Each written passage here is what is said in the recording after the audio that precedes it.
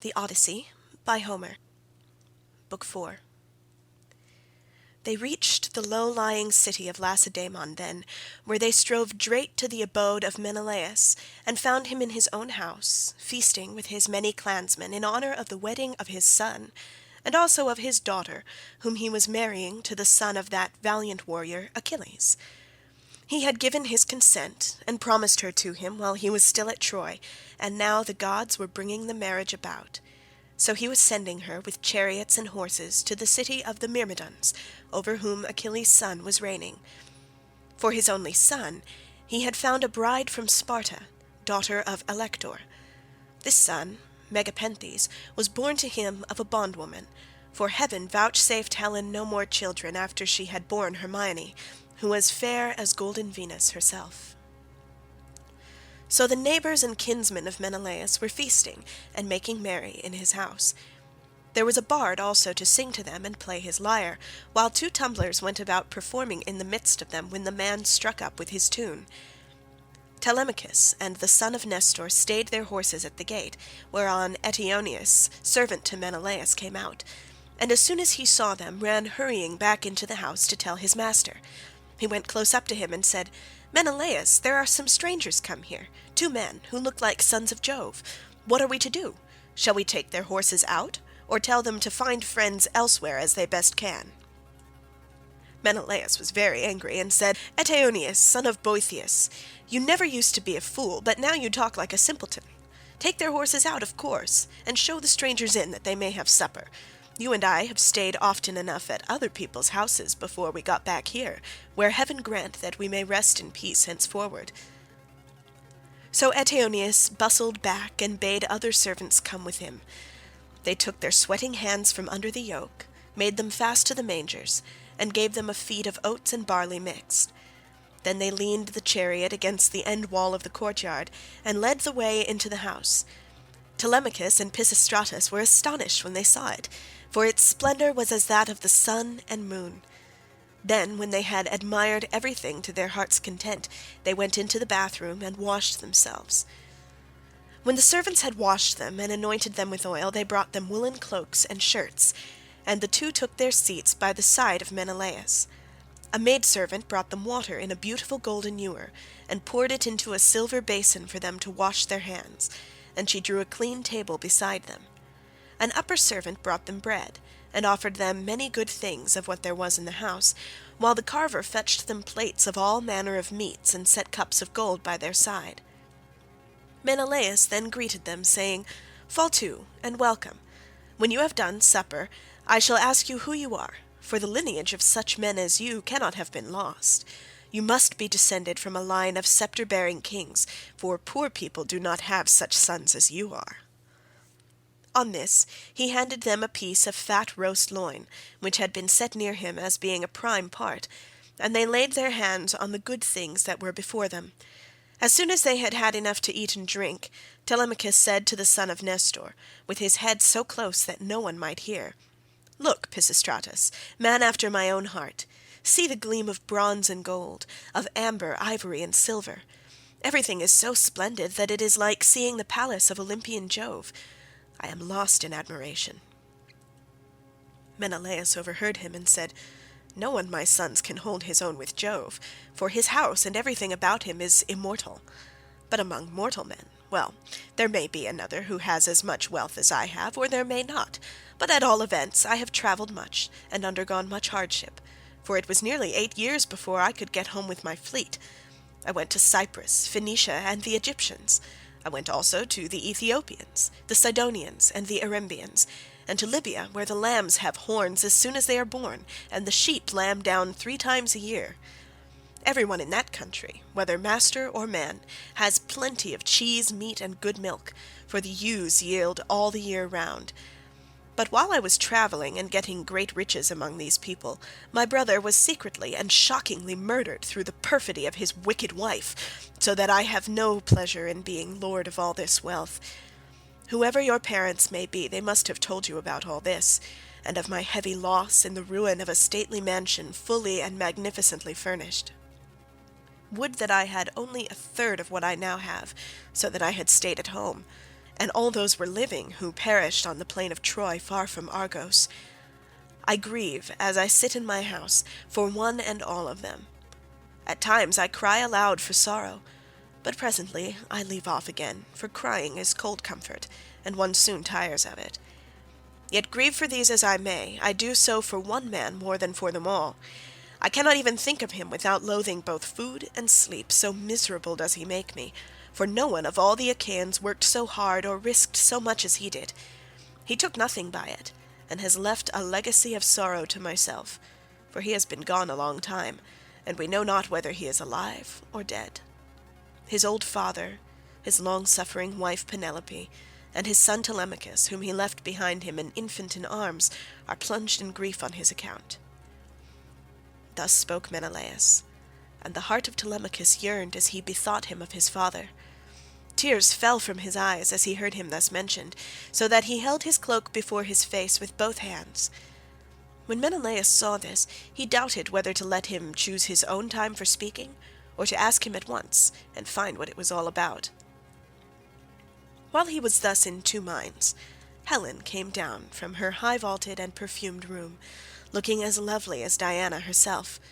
Adraste brought her a seat, Alcippe a soft woollen rug, while Philo fetched her the silver workbox which Alcandra, wife of Polybus, had given her. Polybus lived in Egyptian Thebes, which is the richest city in the whole world. He gave Menelaus 2 baths, both of pure silver, 2 tripods, and 10 talents of gold. Besides all this, his wife gave Helen some beautiful presents, to wit, a golden distaff, and a silver workbox that ran on wheels, with a gold band round the top of it. Philo now placed this by her side, full of fine spun yarn, and a distaff charged with violet-coloured wool was laid upon the top of it.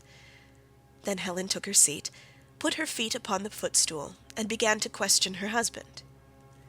"Do we know, Menelaus," said she, "the names of these strangers who have come to visit us? Shall I guess right or wrong? But I cannot help saying what I think.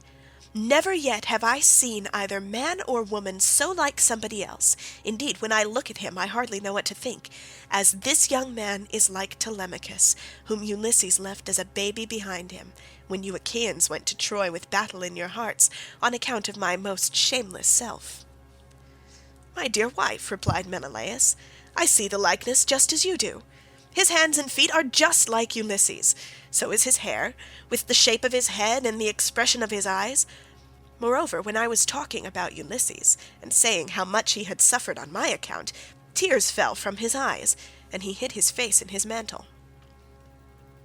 Then Pisistratus said, "Menelaus, son of Atreus, you are right in thinking that this young man is Telemachus, but he is very modest, and is ashamed to come here and begin opening up discourse with one whose conversation is so divinely interesting as your own. My father, Nestor, sent me to escort him hither, for he wanted to know whether you could give him any counsel or suggestion. A son has always trouble at home when his father has gone away, leaving him without supporters, and this is how Telemachus is now placed, for his father is absent, and there is no one among his own people to stand by him." "Bless my heart," replied Menelaus, "then I am receiving a visit from the son of a very dear friend, who suffered much hardship for my sake. I had always hoped to entertain him with most marked distinction when heaven had granted us a safe return from beyond the seas. I should have founded a city for him in Argos, and built him a house. It should have made him leave Ithaca with his goods, his son, and all his people, and should have sacked for them some one of the neighbouring cities that are subject to me. We should thus have seen one another continually, and nothing but death could have interrupted so close and happy an intercourse. I suppose, however, that heaven grudged us such great good fortune, for it has prevented the poor fellow from ever getting home at all." Thus did he speak, and his words set them all a-weeping. Helen wept, Telemachus wept, and so did Menelaus, nor could Pisistratus keep his eyes from filling when he remembered his dear brother Antilochus, whom the son of bright dawn had killed. Thereon he said to Menelaus, "Sir, my father Nestor, when we used to talk about you at home, told me you were a person of rare and excellent understanding. If then it be possible, do as I would urge you. I am not fond of crying while I am getting my supper. Morning will come in due course, and in the forenoon I care not how much I cry for those that are dead and gone. This is all we can do for the poor things. We can only shave our heads for them and wring the tears from our cheeks. I had a brother who died at Troy. He was by no means the worst man there. You are sure to have known him. His name was Antilochus. I never set eyes upon him myself, but they say that he was singularly fleet of foot, and in fight valiant. Your discretion, my friend, answered Menelaus, is beyond your years. It is plain you take after your father. One can soon see when a man is a son to one whom heaven has blessed both as regards wife and offspring, and it has blessed Nestor from first to last all his days, giving him a green old age in his own house, with sons about him who are both well-disposed and valiant. We will put an end therefore to all this weeping, and attend to our supper again. Let water be poured over our hands. Telemachus and I can talk with one another fully in the morning. On this, Asphalion, one of the servants, poured water over their hands, and they laid their hands on the good things that were before them. Then Jove's daughter Helen bethought her of another matter. She drugged the wine with an herb that banishes all care, sorrow, and ill humour.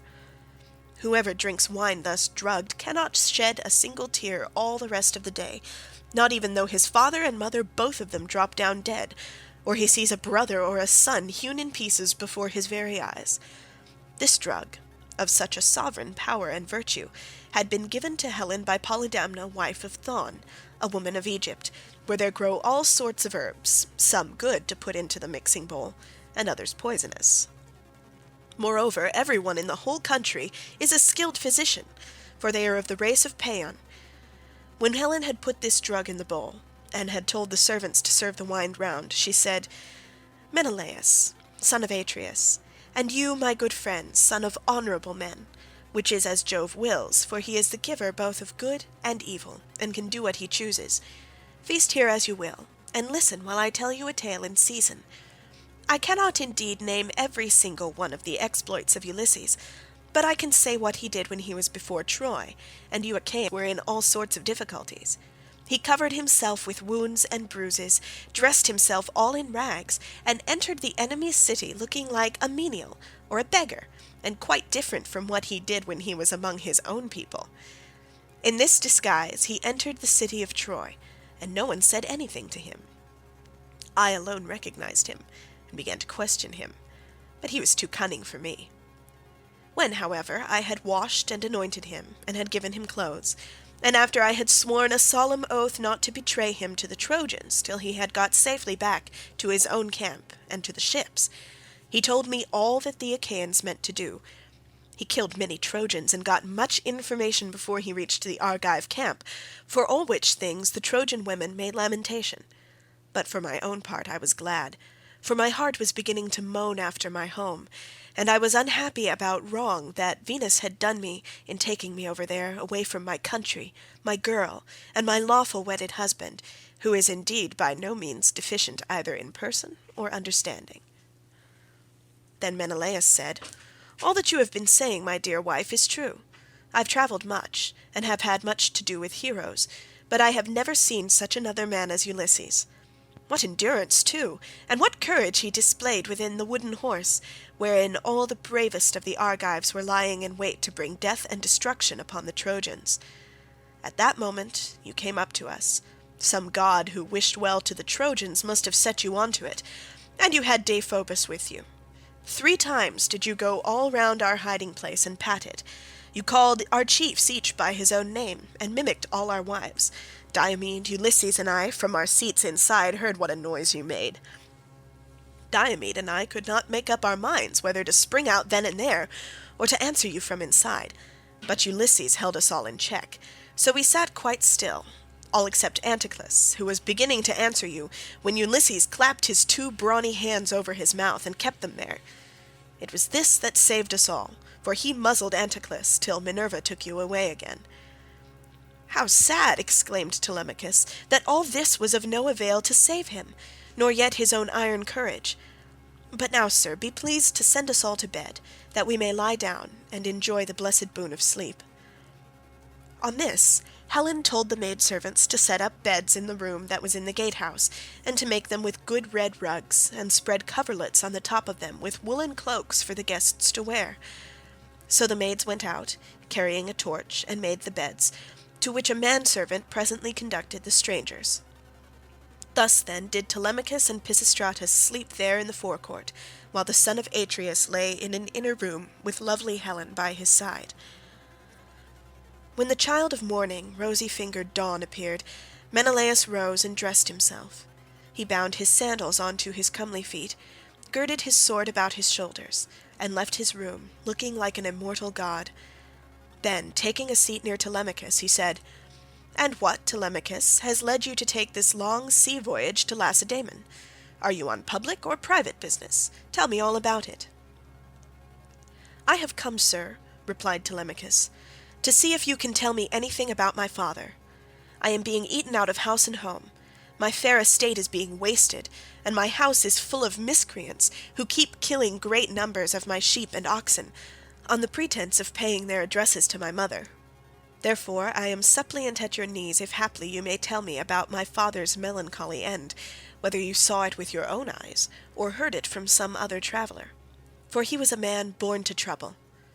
Do not soften things out of any pity for myself, but tell me in all plainness exactly what you saw. If my brave father Ulysses ever did you loyal service, either by word or deed, when you Achaeans were harassed by the Trojans, bear it in mind now, as in my favour, and tell me truly all." Menelaus, on hearing this, was very much shocked. "So," he exclaimed, "those cowards would usurp a brave man's bed? A hind might as well lay her new-born young in the lair of a lion, and then go off to feed in the forest or some grassy dell. The lion, when he comes back to his lair, will make short work with the pair of them, and so will Ulysses with these suitors. By Father Jove, Minerva, and Apollo, if Ulysses is still the man that he was when he wrestled with Philomeleides in Lesbos, and threw him so heavily that all the Achaeans cheered him, if he is still such, and were to come near these suitors, they would have a short shrift and a sorry wedding. As regards your questions, however, I will not prevaricate or deceive you, but will tell you without concealment all that the old man of the sea told me. I was trying to come on here, but the gods detained me in Egypt, for my hecatombs had not given them full satisfaction, and the gods are very strict about having their dues. Now off Egypt, about as far as a ship can sail in a day with a good stiff breeze behind her, there is an island called Pharos.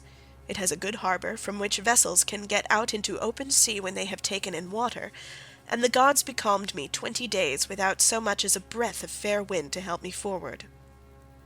We should have run clean out of provisions, and my men would have starved if a goddess had not taken pity upon me, and saved me, in the person of Ithaca, daughter to Proteus, the old man of the sea, for she had taken a great fancy to me. She came to me one day when I was by myself, as I often was, for the men used to go with their barbed hooks all over the island, in the hope of catching a fish or two to save them from the pangs of hunger. "Stranger," said she, "it seems to me that you like starving in this way. At any rate it does not greatly trouble you, for you stick here day after day without even trying to get away, though your men are dying by inches." "Let me tell you," said I, "whichever of the goddesses you may happen to be, that I'm not staying here of my own accord, but must have offended the gods that live in heaven. Tell me, therefore, for the gods know everything, which of the immortals it is that is hindering me in this way, and tell me also how I may sail the sea so as to reach my home." "Stranger," replied she, "I will make it all quite clear to you. There is an old immortal who lives under the sea hereabouts, and whose name is Proteus. He is an Egyptian, and people say he is my father. He is Neptune's head man, and knows every inch of ground all over the bottom of the sea. If you can snare him and hold him tight, he will tell you about your voyage, what courses you are to take, and how you are to sail the sea so as to reach your home.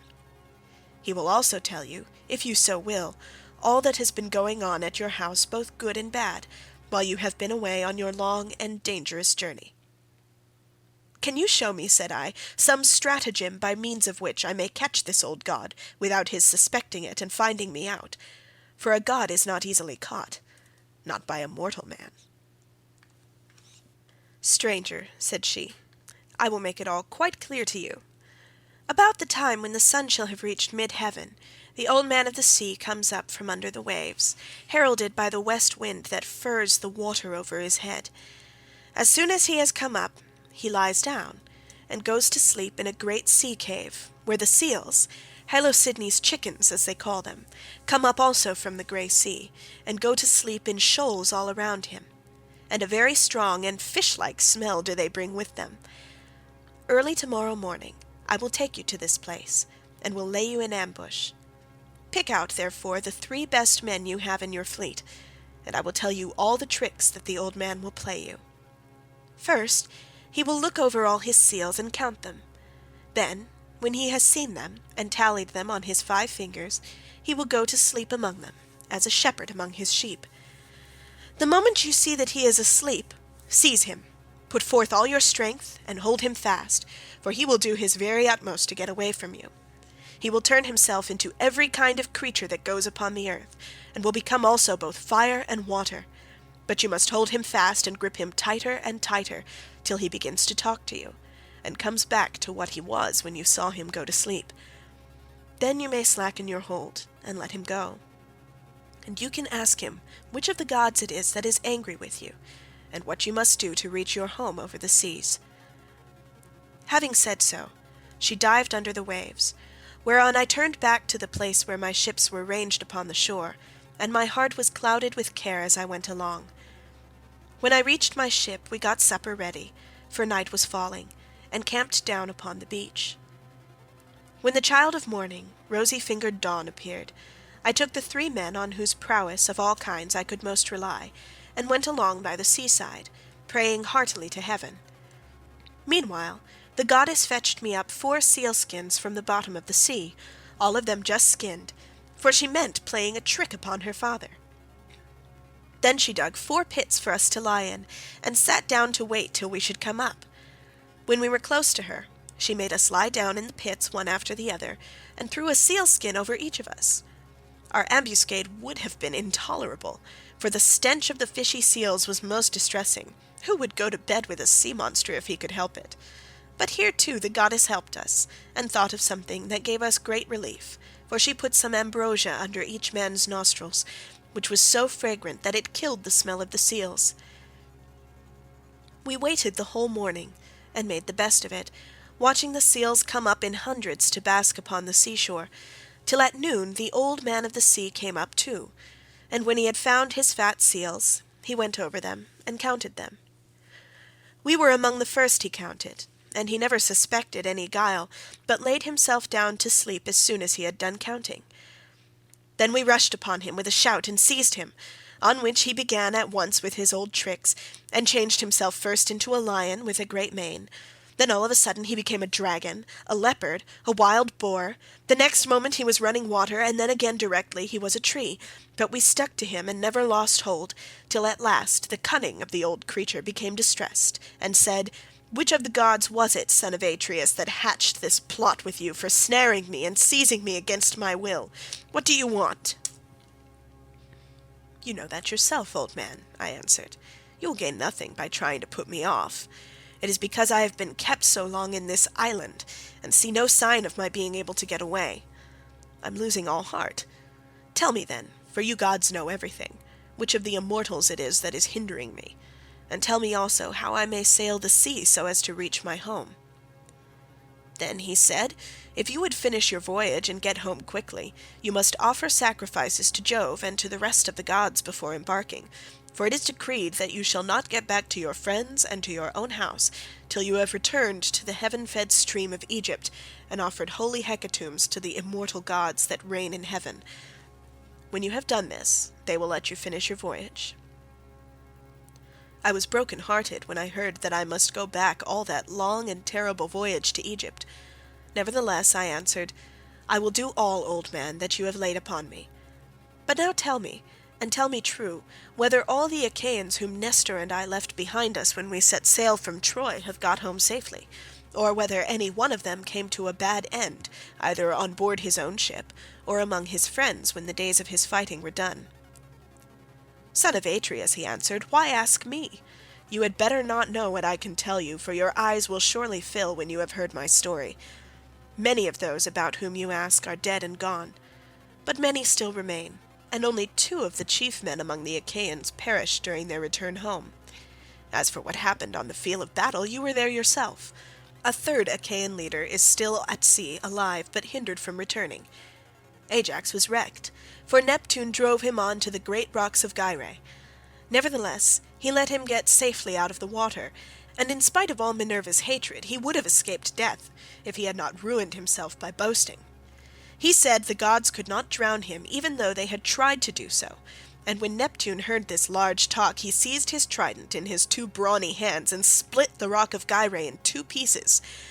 The base remained where it was, but the part on which Ajax was sitting fell headlong into the sea and carried Ajax with it. So he drank salt water and was drowned. Your brother and his ships escaped, for Juno protected him. But when he was just about to reach the high promontory of Malea, he was caught by a heavy gale which carried him out to sea again, sorely against his will, and drove him to the foreland where Thyestes used to dwell, but where Aegisthus was then living.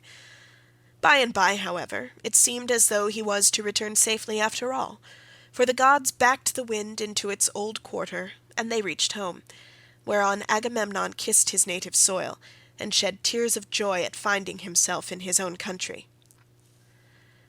Now there was a watchman whom Aegisthus kept always on the watch, and to whom he had promised 2 talents of gold. This man had been looking out for a whole year to make sure that Agamemnon did not give him the slip and prepare war. When, therefore, this man saw Agamemnon go by, he went and told Aegisthus, who at once began to lay a plot for him. He picked 20 of his bravest warriors and placed them in ambuscade on one side of the cloister, while on the opposite side he prepared a banquet. Then he sent his chariots and horsemen to Agamemnon and invited him to the feast, but he meant foul play. He got him there, all unsuspicious of the doom that was awaiting him, and killed him when the banquet was over, as though he were butchering an ox, in the shambles. Not one of Agamemnon's followers was left alive, nor yet one of Aegisthus, but they were all killed there in the cloisters. Thus spoke Proteus, and I was broken-hearted as I heard him.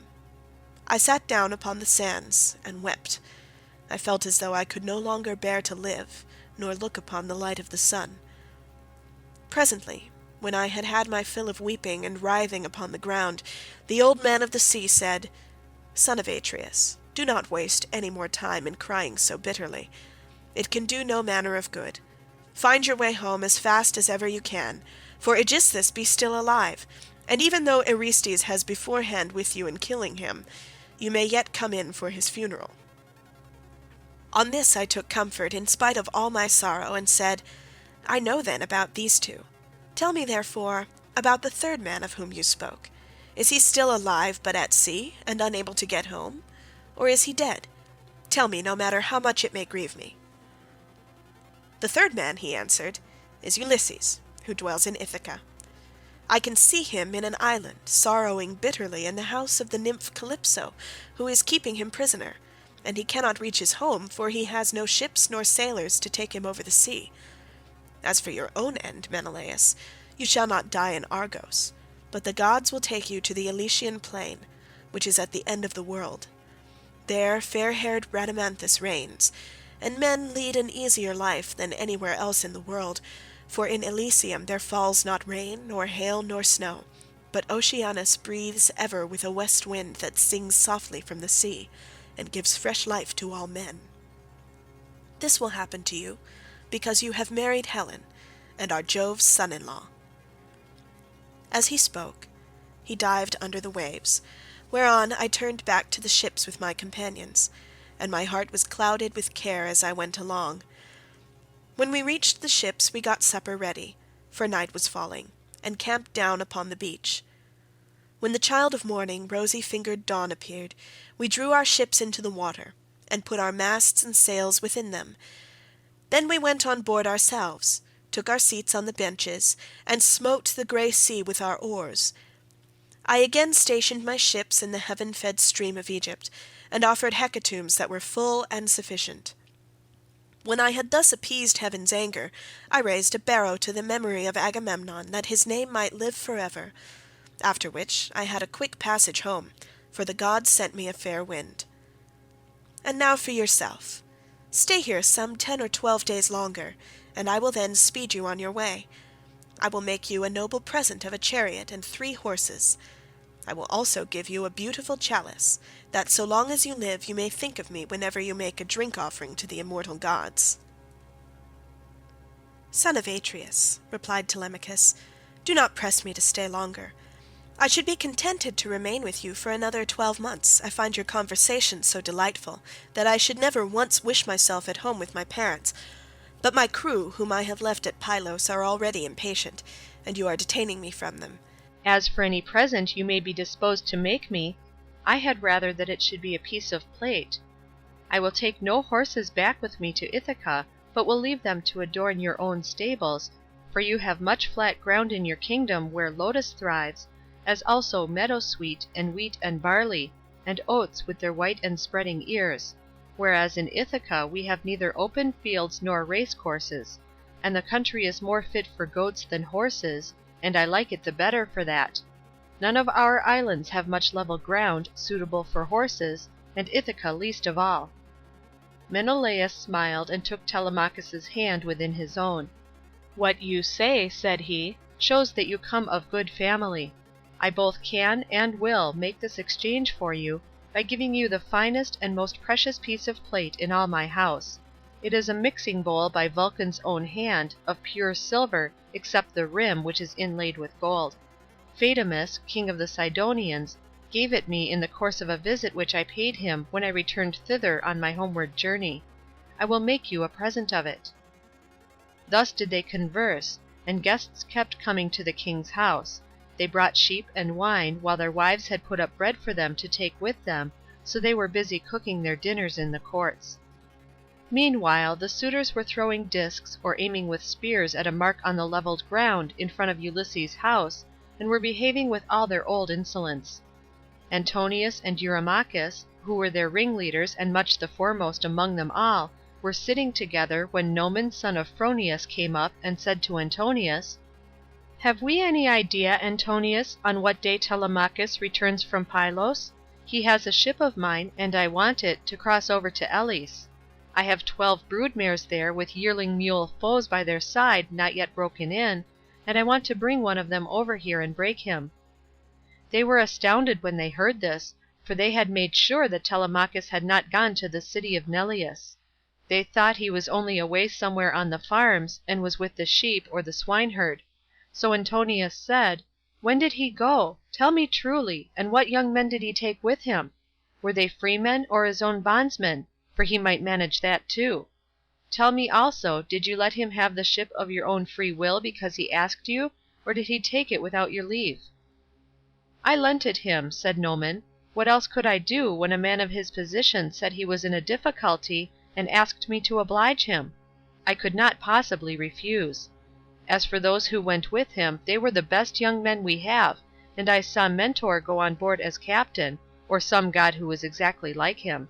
I cannot understand it, for I saw Mentor here myself yesterday morning, and yet he was then setting out for Pylos."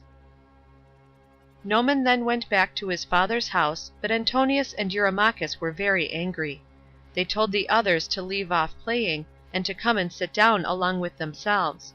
When they came, Antonius son of Eupeithes spoke in anger. His heart was black with rage, and his eyes flashed fire as he said, "Good heavens, this voyage of Telemachus is a very serious matter. We had made sure that it would come to nothing, but the young fellow has got away in spite of us, and with a picked crew too.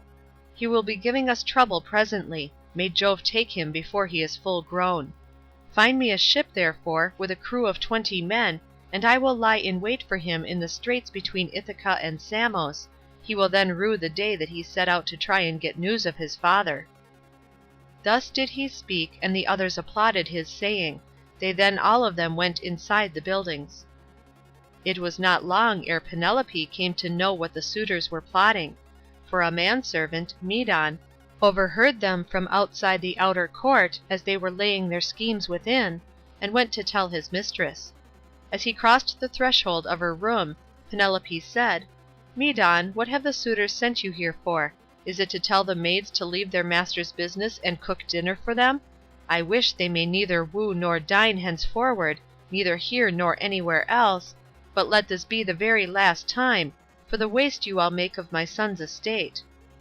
Did not your fathers tell you when you were children how good Ulysses had been to them, never doing anything high-handed nor speaking harshly to anybody? Kings may say things sometimes, and they may take a fancy to one man and dislike another, but Ulysses never did an unjust thing by anybody, which shows what bad hearts you have, and that there is no such thing as gratitude left in this world." Then Medon said, "I wish, madam, that this were all, but they are plotting something much more dreadful now. May heaven frustrate their design. They are going to try and murder Telemachus as he is coming home from Pylos and Lacedaemon, where he has been to get news of his father." Then Penelope's heart sank within her, and for a long time she was speechless. Her eyes filled with tears, and she could find no utterance. At last, however, she said, "Why did my son leave me? What business had he to go sailing off in ships that make long voyages over the ocean like sea-horses? Does he want to die without leaving anyone behind him to keep up his name?" "I do not know," answered Medon, "whether some god sent him on to it, or whether he went on his own impulse to see if he could find out if his father was dead or alive and on his way home." Then he went downstairs again, leaving Penelope in an agony of grief. There were plenty of seats in the house, but she had no heart for sitting on any one of them. She could only fling herself on the floor of her own room and cry; whereon all the maids in the house, both old and young, gathered round her and began to cry too, till at last in a transport of sorrow she exclaimed, "My dears, heaven has been pleased to try me with more affliction than any other woman of my age and country. First I lost my brave and lion-hearted husband, who had every good quality under heaven, and whose name was great over all Hellas and middle Argos, and now my darling son is at the mercy of the winds and waves, without my having heard one word about his leaving home. You hussies, there was not one of you who would so much as think of giving me a call out of my bed, though you all of you very well knew when he was starting.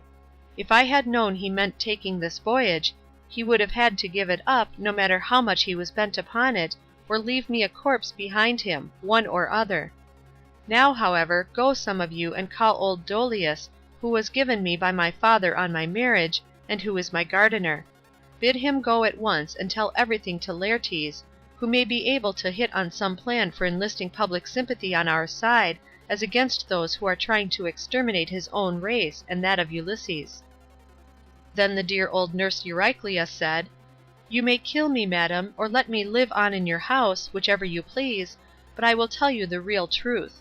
I knew all about it, and gave him everything he wanted in the way of bread and wine, but he made me take my solemn oath that I would not tell you anything for some 10 or 12 days, unless you asked or happened to hear of his having gone, for he did not want you to spoil your beauty by crying. And now, madam, wash your face, change your dress, and go upstairs with your maids to offer prayers to Minerva, daughter of aegis-bearing Jove, for she can save him even though he be in the jaws of death. Do not trouble Laertes, he has trouble enough already. Besides, I cannot think that the gods hate the race of the son of Arcesius so much, but there will be a son left to come up after him and inherit both the house and the fair fields that lie far all around it."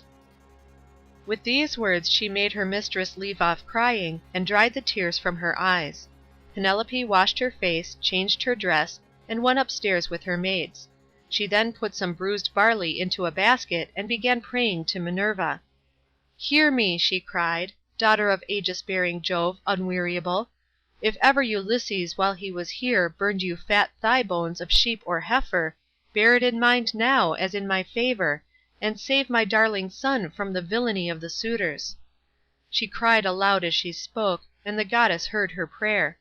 Meanwhile the suitors were clamorous throughout the covered cloister, and one of them said, "The queen is preparing for her marriage with one or other of us. Little does she dream that her son has now been doomed to die."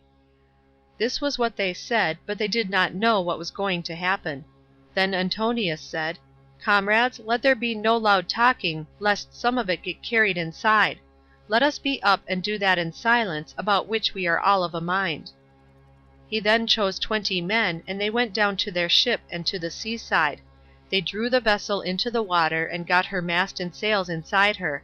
They bound the oars to the thole-pins with twisted thongs of leather, all in due course, and spread the white sails aloft, while their fine servants brought them their armor. Then they made the ship fast a little way out, came on shore again, got their suppers, and waited till night should fall. But Penelope lay in her own room upstairs, unable to eat or drink, and wondering whether her brave son would escape, or be overpowered by the wicked suitors.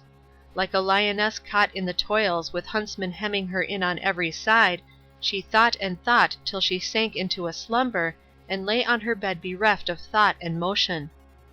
Then Minerva bethought her of another matter, and made a vision in the likeness of Penelope's sister Ipthime, daughter of Icarius, who had married Eumelus and lived in Pherae.